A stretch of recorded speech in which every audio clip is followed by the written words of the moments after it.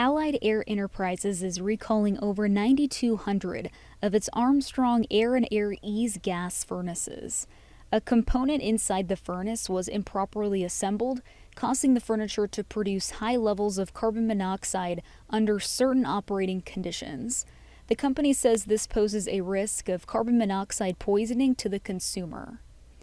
You can contact Allied Air Enterprises to schedule a free in-home repair by an authorized technician who will replace the incorrect component.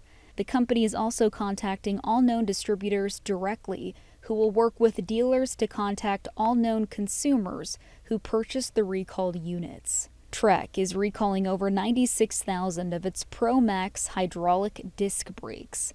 The brake hose can detach from the brake lever, posing a crash hazard. If you have the recalled product, contact a local authorized Trek dealer for a free inspection and repair. Visit the company's website to see if your bike's serial number is included in the recall. Huish is recalling over 7,100 of its scuba diving buoyancy compensating devices. The handle for the weight pockets can break during use.